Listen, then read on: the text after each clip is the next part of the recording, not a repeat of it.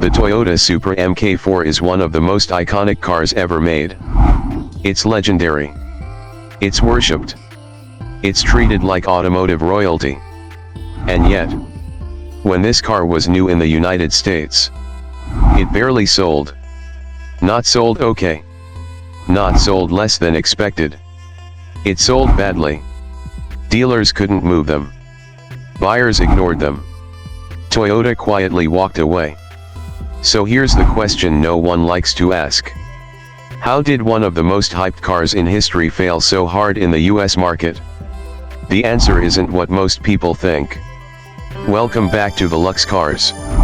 Today, we're breaking down the full story behind the Toyota Supra MK4. Not the myth, not the movie version, but the real reason why this car struggled to sell in America when it mattered most. This isn't a hate video. It's not nostalgia bait. It's a reality check. Stick with me, because by the end of this video you'll understand why American buyers ignored the Supra in the 1990s, why Toyota misread the US market, how pricing quietly killed demand, and why the Supra only became legendary after it failed. Today, the Supra MK4 is treated like a superhero. People talk about the engine, the tuning potential, the racing legacy, the movie fame. But here's the uncomfortable truth. That reputation did not exist when the car was new. In the early 1990s, the Supra was not a hero. It was just another sports coupe trying to survive in a brutal market. And to understand why it failed, we need to understand what America actually wanted at the time.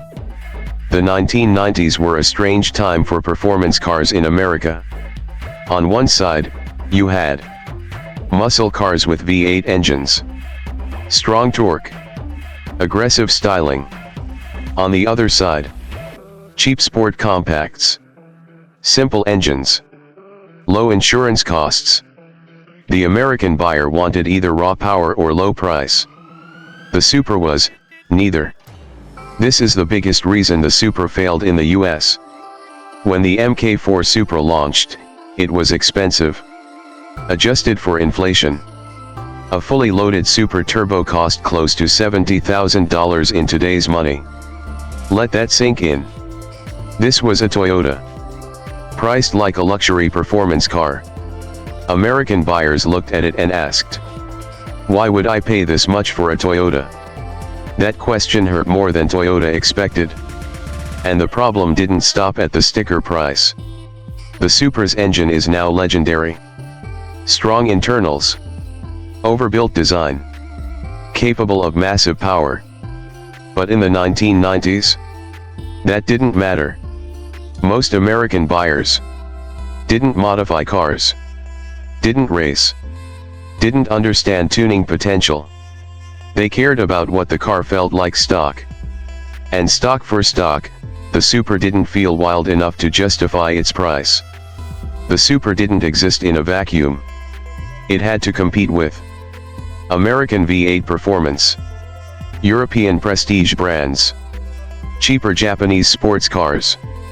Buyers could choose louder cars, simpler cars, more recognizable status cars. The Supra sat awkwardly in the middle. Too expensive for young buyers. Too Japanese for luxury buyers. Too refined for muscle fans. And then there was the image problem. This part is uncomfortable, but it matters. In the 1990s, Japanese performance cars didn't have mainstream respect in the US. They were seen as imports, tuner cars, niche machines. American culture hadn't embraced them yet. The Supra wasn't aspirational. It didn't represent success the way European cars did. It didn't represent rebellion the way muscle cars did. It existed in an identity gap. Toyota was known for reliability, economy, practicality. That reputation helped sales, but it hurt performance credibility. When Toyota asked Americans to pay luxury car money for a Supra, many buyers simply couldn't accept it. Brand perception matters more than specs. And Toyota learned that the hard way. Then something unexpected happened. After Toyota stopped selling the Supra in the US, something strange happened. Movies, street racing culture, video games. The Supra didn't become legendary on the showroom floor. It became legendary on screens. People who never saw one new started worshipping it years later. Ironically, the Supra became famous after it died. The Supra was built too well. That sounds like a compliment. But it worked against sales. Toyota engineered it for durability, not excitement. Stock buyers felt it was heavy and expensive. Modifiers later realized the engine could handle insane power. The chassis was overbuilt. Reliability was unmatched. The Supra was a future legend, trapped in the wrong era. And this brings us to the biggest irony of all. Toyota built the Supra logically. Too logically. They assumed buyers would understand engineering, appreciate balance, pay for long-term strength. But car buying isn't logical. It's emotional. And emotionally, the Supra didn't connect with America at the time. Today, people pay insane money for Supra MK4s. Why? Because supply is limited. Nostalgia is powerful. Legends grow in absence. The Supra didn't fail because it was bad. It failed because it arrived before America was ready. The Supra story teaches us something important. Cars don't become legends because they sell well. They become legends because they tell a story people connect with later. Timing matters. Culture matters. Emotion matters. The Supra lost the sales battle, but won the history war. So why did Toyota's most hyped Supra sell so badly in the USA? Because it was too expensive, misunderstood, culturally out of place, and emotionally misaligned with its market. It wasn't a failure of engineering. It was a failure of timing. Now I want to hear from you. If you were alive in the 1990s, would you have bought a Supra back then?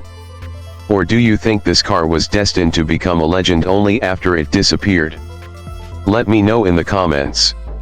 And if you enjoy deep, honest car stories like this, subscribe to Velux Cars. I'll see you in the next one.